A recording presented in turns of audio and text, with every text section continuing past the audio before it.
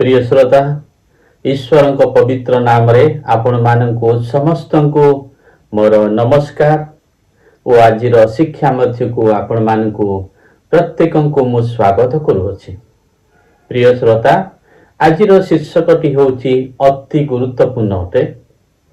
आपण माने जानिछंती आमने प्रभु जीशु ख्रीष्ट को ग्रहण न करिवा पूर्वरु आमे सब पाप करथिलो। आउ प्रभु जीशु ख्रीष्ट को ग्रहण करने समय आम माने समस्ते निज निजर पाप स्वीकार करियछ। किंतु प्रभु जीशु ख्रीष्ट को ग्रहण कला परे पुनर्बार आम माने पाप करबा कि? तो आसंतु आज शीर्षक मध्यरु आम माने ए सब विषय नहीं कि विस्तारित भाव रे प्रांजल भाव रे प्रभु को वाक्य शिखिबा।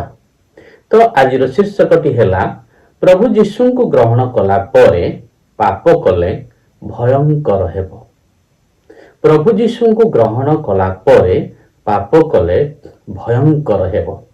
प्रिय श्रोता आम माने प्रायतः जेतबेले भूल करू पूर्वरु भूल करथिलु प्रभु जीशु को नाम में क्षमा मागिछु तो आम माने प्रायतः जन जे कौन सी भूल कले मध्य आम मान को मन को आसी जाए पत्र जहन 1 पर्वर 9 पद हो कि नहीं सांगे संगे आसी जाए कौन करे पाई प्रभु क्षमा मागिले प्रभु क्षमा देवे।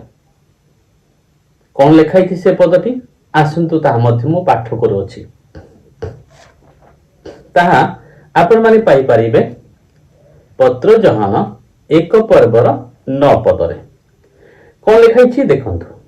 जदि आम्भे माने आपना आपना पाप स्वीकार करू जदि आम्भे माने आपना आपना पाप स्वीकार करू तेबे से आम्भ मानकर पाप क्षमा करिबा पाई बा तेबे से आमानकर पाप क्षमा करिबाकू बा क्षमा करिबा पाई ओ समस्त अधर्मरु आम्भ मानकु परिष्कार करिबाकू समस्त अधर्मरु आम्भ मानकु परिष्कार करिबाकू विश्वस्त और न्यायवान अटंती। प्रिय श्रोता ए पदरे आम माने कौन शिखिलु पुनर्बार मु पढ़ुअछि कारण परमेश्वर वाक्य को आम माने प्रांजल भाव रे सुनिबार अछि शिखिबार अछि ता संगे संगे आम माने मने मध्य रखिबार अछि। जदि आम्भे माने आपना आपना पाप स्वीकार करू जदि आम्भे माने आपना आपना पाप स्वीकार करू तेबे से आम्भ मानकर पाप क्षमा करिबाकू तेबे से आम्भ मानकर पाप क्षमा करिबाकू व समस्त अधर्मरु आम्भ मानकु परिष्कार करिबाकू विश्वस्त व न्यायवान अटंते। प्रिय श्रोता प्रभु जीशु ख्रीष्ट को न जानिबा पूर्वे प्रभु जीशु ख्रीष्ट को ग्रहण न करिथिबा पूर्वे आम माने पापी थिलु। तो जेतले प्रभु जीशु ख्रीष्ट निकट आसिलु तो आम माने प्रत्येक एक कथा को विश्वास करूछु प्रभु जीशु आम मानकर पाप निमंते काल्वरी क्रूस रे बलिदान हेइछन्ते आउ ताहांक बलिदान द्वारा से आम मानकर पाप क्षमा करियछन्ते।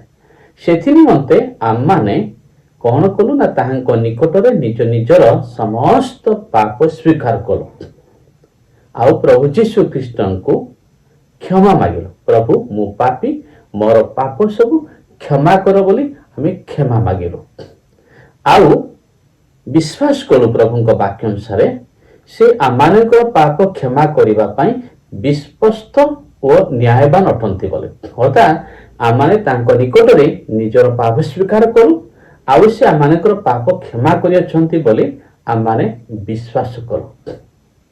प्रिय श्रोता यह थिला आमानकर प्रभु जीशु ख्रीष्ट निकट को प्रथमे आसीबार कार्य बा जेते बेले जानिलो जे प्रभु जीशु ख्रीष्ट आम पाप पई काल्वरी क्रूस रे बलिदान हेइछन्ते सेही समय में कन्फेस कर सारिछु जे प्रभु जीशु ख्रीष्ट मो पाप पई काल्वरी क्रूस रे बलिदान हेइछन्ते आउ हे प्रभु तुमे मो पाई मरियछ मोर पाप सब क्षमा कर बोले माने प्रभु क्षमा मागिछु। ए कामटी आम मानकर ପ୍ରଥମରେ ହେଇ ସାରିଛି।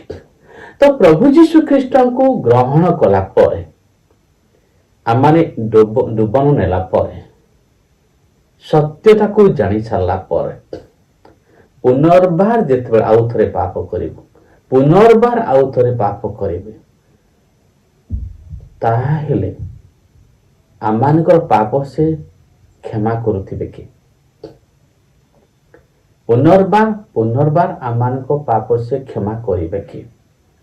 ପ୍ରଭୁ ଯୀଶୁ ଖ୍ରୀଷ୍ଟଙ୍କୁ ଗ୍ରହଣ କଲା ପରେ ଆମମାନେ ନିଜ ଇଚ୍ଛା ଅନୁସାରେ ଜୀବନ କାଟିବାର ଅଛି ନା ପ୍ରଭୁଙ୍କ ବାକ୍ୟ ଅନୁମୋଦିତ ଜୀବନ କାଟିବାର ଆବଶ୍ୟକତା ଅଛି? এই বিষয়টি আমাদের ক্লিয়ার হেবা দরকার আছে। তো প্রিয় শ্রোতা, তো আসন্তু আমানে এভ্রি তার 10 পর্বর 26 পদটি পড়িবা ଆଉ ତା ତଳଂଶ ମଧ୍ୟ ପାଠ କରିବା ଆଉ ପ୍ରାଞ୍ଜଳ ଭାବରେ ଆଜି ଶିଖିବା। କାରଣ ସତ୍ୟ ଜ୍ଞାନ ଲାଭ କରିବା ପରେ ଯଦି ଆମ୍ଭେମାନେ ସ୍ୱେଚ୍ଛାପୂର୍ବକ ପାପ କରୁଥାଉ, ଦେଖନ୍ତୁ ଏଭ୍ରି ତାର 10 ପର୍ବର 26 ପଦ କୁହେ, କାରଣ ସତ୍ୟ ଜ୍ଞାନ ଲାଭ କଲା ପରେ ପ୍ରଭୁ ଯୀଶୁ ଖ୍ରୀଷ୍ଟଙ୍କୁ ତ୍ରାଣକର୍ତ୍ତା ଉଦ୍ଧାରକର୍ତ୍ତା ଭାବେ ଗ୍ରହଣ କଲା ପରେ ବାପ୍ତିସ୍ମ ନେଲା ପରେ ଆମମାନଙ୍କର ଦାୟିତ୍ୱ ଥିଲା ଆମମାନେ ପ୍ରଭୁଙ୍କ ଇଚ୍ଛା ଅନୁସାରେ ଜୀବନ କାଟିବୁ। ସେଥିପାଇଁ ପ୍ରଭୁ ଯୀଶୁ କହିଲେ, ମତେ ପ୍ରଭୁ ପ୍ରଭୁ ବୋଲି କହନ୍ତି ଏପରି ସମସ୍ତେ ସ୍ୱର୍ଗ ରାଜ୍ୟକୁ ଯିବେ ନାହିଁ, କିନ୍ତୁ ଯେଉଁମାନେ ସ୍ୱର୍ଗସ୍ଥ ପିତାଙ୍କ ଇଚ୍ଛା ସାଧନ କରନ୍ତି ସେମାନେ ସ୍ୱର୍ଗ ରାଜ୍ୟକୁ ଯିବେ। ପ୍ରିୟ ଶ୍ରୋତା, ଆମମାନେ ଯୀଶୁ ଖ୍ରୀଷ୍ଟଙ୍କୁ ଏଥିପାଇଁ ଗ୍ରହଣ କରିଛେ ଯେ ପିତାଙ୍କ ଇଚ୍ଛାକୁ ଆମ ଜୀବନରେ ସାଧନ କରିବା ପାଇଁ ବା ଈଶ୍ୱରଙ୍କ ଇଚ୍ଛା ଅନୁସାରେ ଆମମାନେ ଜୀବନ ଅତିବାହିତ କରିବା ପାଇଁ। ଆଉ ବିଶ୍ୱାସର ଜୀବନ କାଟିବା ମାନେ ଏହା ପ୍ରଭୁଙ୍କ ବାକ୍ୟ ଅନୁମୋଦିତ ଜୀବନ କାଟିବା। ପ୍ରିୟ ଶ୍ରୋତା, ତ ସତ୍ୟ ଜ୍ଞାନ ଲାଭ କଲା ପରେ ଯଦି ଆମ୍ଭେମାନେ ସ୍ୱେଚ୍ଛାପୂର୍ବକ ପାପ କରୁଥାଉ, ସ୍ୱେଚ୍ଛାପୂର୍ବକ ମାନେ ସ୍ୱ ଇଚ୍ଛାରେ ଯାହା ଚାହିଁଲୁ ତାହା ପାପ କଲୁ, ଯୋଉଟା ଚାହିଁଲୁ ସେଟା ପାପ କଲୁ, ଆଉ ଏଠି ପାପ କରିବା ପୂର୍ବରୁ ପ୍ରଭୁଙ୍କ ପ୍ରତି ଭୟ କିଛି ରହିଲା ନାହିଁ। ଯଦି ସ୍ୱେଚ୍ଛାପୂର୍ବକ ପାପ କରୁ, ପ୍ରଭୁଙ୍କୁ ଜଣେ ଗ୍ରହଣ କଲା ପରେ ପ୍ରଭୁଙ୍କ ଇଚ୍ଛା ଅନୁସାରେ ସେ ଜୀବନ କାଟିବା ଦରକାର ଅଛି। ନିଜ ଇଚ୍ଛା ଅନୁସାରେ ଜୀବନ କାଟିବ ନାହିଁ, ସେ ପ୍ରଭୁଙ୍କ ଇଚ୍ଛା ଅନୁସାରେ ଜୀବନ କାଟିବ। ଯେଉଁମାନେ ପ୍ରଭୁ ଯୀଶୁଙ୍କୁ ଗ୍ରହଣ କରିଛନ୍ତି ତ୍ରାଣକର୍ତ୍ତା ଉଦ୍ଧାରକର୍ତ୍ତା ଭାବରେ, ସେମାନେ ପ୍ରଭୁଙ୍କ ଇଚ୍ଛା ଅନୁସାରେ ଜୀବନ କାଟିବାର ଅଛି, ନୁହେଁ କି ନିଜ ଇଚ୍ଛା ଅନୁସାରେ ଜୀବନ କାଟିବେ। ଆଜି ଅନେକ ଏପରି ବାକ୍ୟରେ ଝୁଣ୍ଟି ପଡ଼ିଛନ୍ତି। ସେମାନେ ଭାବୁଛନ୍ତି ସେମାନେ ପାପ କରିବେ ଆଉ ପ୍ରଭୁ କ୍ଷମା ମାଗିବେ, ପୁଣି ପାପ କରିବେ ପୁଣି ପ୍ରଭୁ କ୍ଷମା ମାଗିବେ। ଏପରି ବାଇବଲରେ ଲେଖାଯାଇନି, ଏପରି ଈଶ୍ୱରଙ୍କ ବାକ୍ୟ ମାନଙ୍କୁ ଶିକ୍ଷା ଦିଏ ନାହିଁ। କଣ ଶିକ୍ଷା ଦିଏ? ତ ଦେଖନ୍ତୁ, କାରଣ ସତ୍ୟ ଜ୍ଞାନ ଲାଭ କଲା ପରେ ଯଦି ଆମ୍ଭେମାନେ ସ୍ୱେଚ୍ଛାପୂର୍ବକ ପାପ କରିଥାଉ ବା କରୁଥାଉ, ତେବେ ପାପାର୍ଥକ ବଳି ଆଉ ଅବଶିଷ୍ଟାଂଶ ନଥାଏ। ପୁନର୍ବାର ପ୍ରଭୁ ଯୀଶୁ ଖ୍ରୀଷ୍ଟ ଆପଣ ପାଇଁ ମୋ ପାଇଁ କାଲବରୀ କ୍ରୁଶରେ ବଳିଦାନ ହେବେ କି? ପାପାର୍ଥକ ବଳି ଆଉ ଅବଶିଷ୍ଟାଂଶ ଅଛି କି? ପାପାର୍ଥକ ବଳି ଆଉ ଅବଶିଷ୍ଟାଂଶ ନାହିଁ। ସେ ଥରେ ମାତ୍ର ସମସ୍ତ ମାନବ ଜଗତ ନିମନ୍ତେ, ସମସ୍ତଙ୍କ ନିମନ୍ତେ କାଲବରୀ କ୍ରୁଶରେ ବଳିଦାନ ହେଇଛନ୍ତି। ତ ପୁନର୍ବାର ଆମେ ପାପ କରିବୁ, ପୁନର୍ବାର ସେ ଆମ ପାଇଁ ବଳିଦାନ ହେବେ, ସେପରି ନୁହେଁ। ଏଥିରେ ଆମେ ସାବଧାନ ହେଇଥାଉ,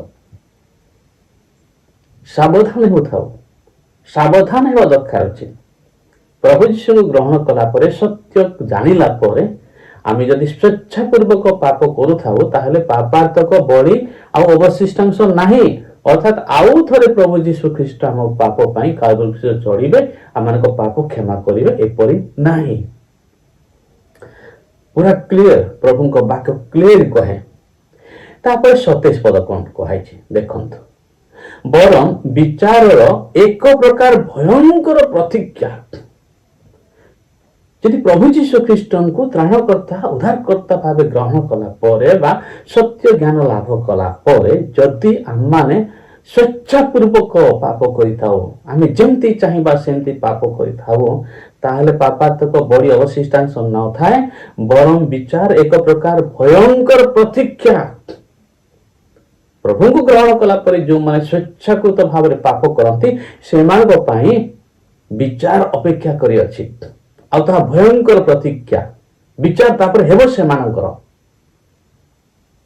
प्रिय श्रोता ईश्वर सहित जीवन काटिबा पई ही आपण यीशु ग्रहण करिसंती इच्छा अनुसार जीवन काटि पारिबे नहीं पवित्र जीवन काटिबे ईश्वर को वाक्य अनुमोदित जीवन काटिबे ईश्वर को वाक्य अनुमोदित जीवन काटिबा खराब जीवन हुए उत्तम जीवन अटे किंतु स्वेच्छाकृत भाव में पाप करिवे नहीं यदि स्वेच्छाकृत भाव में पाप करिवे ताले परमेश्वर वाक्य कौन कहे ना पाप तो बड़ी अवशिष्ट को नहीं तापर कौन बरम विचार एक प्रकार भयंकर प्रतिज्ञा तापर विचार अछि सेमा पाई तापर कौन हेबो विपक्ष मान को ग्रासकारी विपक्ष मान को ग्रासकारी कौन ग्रास करियो अग्नि ग्रास करियो तो विपक्ष मान को ग्रासकारी अग्निर प्रचंडता अवशिष्टांश थाए तो भयंकर कथा अनेक प्रभु जीशु ग्रहण कला पर खामख्याल जीवन काटती जमती इच्छा सेमती जीवन काटती मन इच्छा पाप करती अरे भाई माने ए प्रकार करंतु नाही भौणी माने ए प्रकार करंतु नाही आपण माने टिके कांदी देले ईश्वरंक नियम बदलिबो नाही आपण माने टिके कांदी देले अनुताप करे ईश्वरंक नियम बदलिबो नाही प्रभु कहिछन ना आकाश और पृथ्वी टळिबो किंतु तांका वाक्य टळिबो नाही आकाश और पृथ्वी लोप पाइबो तांका वाक्य लोप पाइबो नाही ईश्वर वाक्य अनुसार आम माने निज निज को समीक्षा करार अच्छी निज निज को आत्म समीक्षा करार अच्छी आम माने इच्छा अनुसार जीवन काटुचु कि नहीं प्रत्येक दिन आत्म समीक्षा करिवार आवश्यकता रही तो अनेक प्रभु ग्रहण कला मन इच्छा जीवन काटती मन इच्छा पाप करती से प्रकार लोक मान प्रभु वाक्य कहे एटा मो वाक्य नुहे प्रभु वाक्य कहे कौन ना से मान विचार हेब अग्निर रोध से अपेक्षा अच्छी शैतान और ता दूत मान निमंते ईश्वर नरक सृष्टि करथिले किंतु ए माने जाई नरक रे पड़िबे एक भयंकर विषय प्रिय श्रोता माने भयंकर विषय देखो पुनर्बान मु पढ़ु अछि बरम विचार एक प्रकार भयंकर प्रतीक्षा भयंकर से दिन भयंकर दिन आसीबो भयंकर प्रतीक्षा वो अग्निर प्रचंडता अवशिष्टांत थाए अरे अग्निर प्रचंडता अच्छी अनंत नरक के मान जीवे तापरे तो से सावधान माने हो प्रभु जीशु ख्रीष्ट ग्रहण कला परे प्रभु का वाक्य अनुमोदित जीवन काटिबार अछि प्रिय माने यदि ए वाक्य सुनी नथिले प्रकृत प्रभु का पाखरे अनुताप करंतु बारंबार पाप करंतु नहीं निज इच्छा अनुसार जीवन काटंतु नहीं ईश्वर को इच्छा अनुसार जीवन काटंतु स्वर्ग को जीवा एते फ्री नुहे एते फ्रीडम नुहे ईश्वर को वाक्य अनुसार जीवन काटिबार अछि पवित्र जीवन काटिबार अछि ईश्वर इच्छा कला परि जीवन काटिबार अछि आज अनेक कोन करूछंती ना पाप करूछंती आ प्रथम जहन 1:9 पद को दौड़ुछंती सेही पदटा से मानक पाई थिला जो माने प्रथम रे प्रभु पाक आछंती प्रभुଙ୍କର परिचय ସେମାନେ ପାଇ ନଥିଲେ ପ୍ରଭୁଙ୍କ ବିଷୟ ସେମାନେ ଶୁଣି ନଥିଲେ ଯେତେବେଳେ ପ୍ରଥମ ଶୁଣୁଛନ୍ତି ସେତେବେଳେ ସେ ନିଜର ପାପକୁ ସ୍ୱୀକାର କରୁଛନ୍ତି ସେଇ ପଦଟା ସେମାନଙ୍କ ପାଇଁ ନ୍ୟୁ କମର୍ସ ମାନଙ୍କ ପାଇଁ କିନ୍ତୁ ସତ୍ୟକୁ ଜାଣିଲା ପରେ ଈଶ୍ୱର ବାକ୍ୟକୁ ଶୁଣିଲା ପରେ ବିବରଣ ନେଲା ପରେ ଯଦି ଜଣେ ବ୍ୟକ୍ତି ସ୍ୱେଚ୍ଛାକୃତ ଭାବରେ ପାପ କରୁଛି ପାପାତ୍ମକ ବଳି ଅବଶିଷ୍ଟାଂଶ ନଥାଏ ବରଂ विचार एक प्रकार भयंकर प्रतिका विचारता ईश्वर को विचार से विचारित हेबे तापर कौन थाए अग्निर प्रचंडता अवशिष्टांश थाए शेष रे से अनंत नरक को जीवे हे प्रिय भाई भौणी माने प्रिय बापा माँ माने जो माने प्रभु जीशु ख्रीष्ट आप माने ग्रहण करिसंती आप माने खामख्याल जीवन काटंतु नाही ईश्वर भय भक्तिर जीवन काटंतु ईश्वर इच्छा कला पर जीवन काटंतु से तो प्रभु जीशु ख्रीष्ट आपण मत बाची अच्छा आसुन ता तल को पुनर्बार मु 29 पद पढ़ुचे से एवरी 10 पर्व 29 पद नहीं सॉरी 28 पद पढ़ुअछि केही मौसांक व्यवस्था को अमान्य कले से दया प्राप्त न होई 2 किंबा 3 जन साक्षी प्रमाण रे हत हुए पुरातन नियम थिला कौन व्यवस्था थिला कौन व्यवस्था थिला यदि ମଶାଙ୍କ ଦ୍ୱାରା ପ୍ରଦତ୍ତ ହେଇଥିଲା ବ୍ୟବସ୍ଥା ତାକୁ ଯଦି କିଏ ଅମାନ୍ୟ କରୁଥିଲା, ତାକୁ ଯଦି କିଏ ମାନୁ ନଥିଲା, ତାହେଲେ 2 ବା 3 ଜଣଙ୍କ ସାକ୍ଷୀ ପ୍ରମାଣରେ ତାଙ୍କୁ ମାରି ଦେଉଥିଲେ। ଏ କଥା ଭୁଲି ନଯାଅ। 29 ପଦ, ତେବେ ଭାବି ଦେଖନ୍ତୁ, ପ୍ରଭୁଙ୍କ ବାକ୍ୟ କୁହେ ଏଭ୍ରି 10:29 ପଦ, ତେବେ ଭାବି ଦେଖ ଯେ ଈଶ୍ୱରଙ୍କ ପୁତ୍ରଙ୍କୁ ପଦଦଳିତ କରିଅଛି, ନିୟମର ଯେଉଁ ରକ୍ତ ଦ୍ୱାରା ସେ ପବିତ୍ରୀକୃତ ହୋଇଥିଲା ତାହାକୁ ସାମାନ୍ୟ ବିଷୟ ବୋଲି ମନେ କରିଅଛି ଓ ଅନୁଗ୍ରହଦାତା ଆତ୍ମାଙ୍କୁ ଅବମାନନା କରିଅଛି, ସେ କେଡ଼େ ଅଧିକ ଗୁରୁତର ଦଣ୍ଡର ଯୋଗ୍ୟ ନ ହେବ। ପ୍ରିୟ ଶ୍ରୋତା ମାନେ, 28 ପଦ କୁହେ ମଶାଙ୍କ ଦ୍ୱାରା ବ୍ୟବସ୍ଥା ପ୍ରଦତ୍ତ ହେଇଥିଲା। ଯଦି ମଶାଙ୍କ ଦ୍ୱାରା ପ୍ରଦତ୍ତ ହେଇଥିବା ବ୍ୟବସ୍ଥାକୁ ଯେ କେହି ଅମାନ୍ୟ କରୁଥିଲା, ତାହେଲେ 2 ବା 3 ଜଣଙ୍କ ସାକ୍ଷୀଙ୍କ ଦ୍ୱାରା ତାହାଙ୍କୁ ମରା ଯାଉଥିଲା, ତାକୁ ହତ କରାଯାଉଥିଲା। ତାହେଲେ ଈଶ୍ୱରଙ୍କ ପୁତ୍ର ସ୍ୱୟଂ ନିଜେ ଈଶ୍ୱରଙ୍କ ପୁତ୍ର ତାଙ୍କ ବଳିଦାନ ଦ୍ୱାରା ଆପଣଙ୍କୁ ଆଉ ମତେ କିଣିଛନ୍ତି, ପୁଣି ସେ ନୂତନ ନିୟମ ଦେଇଛନ୍ତି।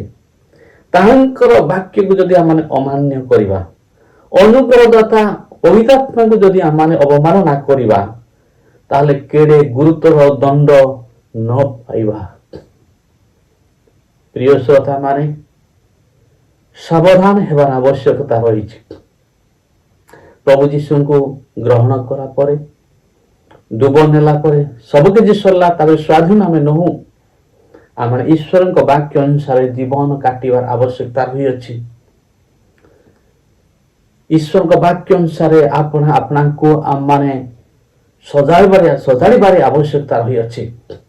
ଯଦି ସେପରି କରୁନାହୁଁ ତ ଭୟଙ୍କର ବିଷୟ ଘଟିବ। ପୁନର୍ବାର ମୁଁ ପଢୁଅଛି ସେ ପଦ 28-29 ପଦ ପଢୁଅଛି। କେହି ମଶାଙ୍କ ବ୍ୟବସ୍ଥାକୁ ଅମାନ୍ୟ କଲେ ସେ ଦୟାପ୍ରାପ୍ତ ନ ହୋଇ 2 କିମ୍ବା 3 ଜଣ ସାକ୍ଷୀଙ୍କ ପ୍ରମାଣରେ ହତ ହୁଏ।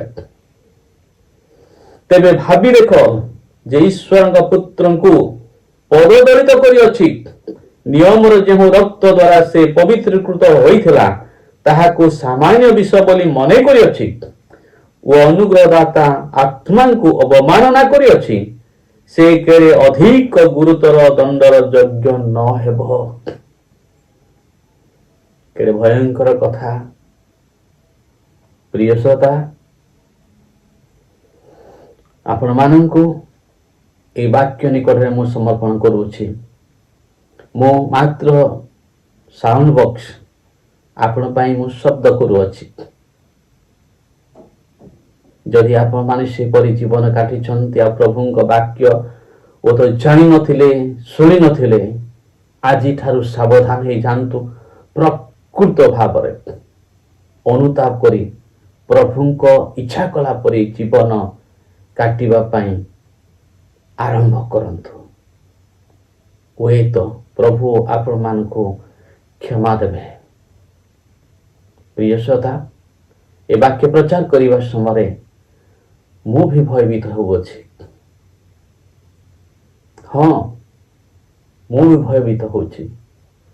ଆମେ ଯଦି ପ୍ରଭୁ ଗ୍ରହଣ କରି ବାପ୍ତିସ୍ମ ନେଇ ତାଙ୍କ ବାକ୍ୟ ପ୍ରଚାର କରି, ତାଙ୍କ ବାକ୍ୟ ଶୁଣି, ଚର୍ଚ୍ଚ ଯାଇ ସବୁ କିଛି କରି ଯଦି ଆମେ ସେଦିନ ନରକକୁ ଯିବା, ତାହେଲେ ତାଠାରୁ ଦୁଃଖର ବିଷୟ କ'ଣ ହେଇପାରେ?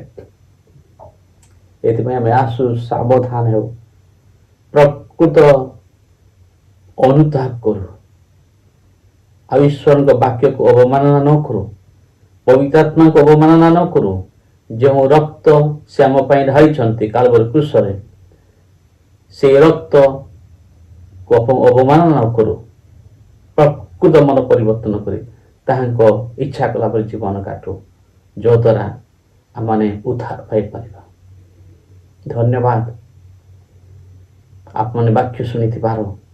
ମୁଁ ବିଶ୍ୱାସ କରୁଛି ଏ ବାକ୍ୟ ଅନୁସାରେ ଅନୁତାପ କରିବେ ଆଉ ଏକ ଉତ୍ତମ ଜୀବନ ଆରମ୍ଭ କରିବେ।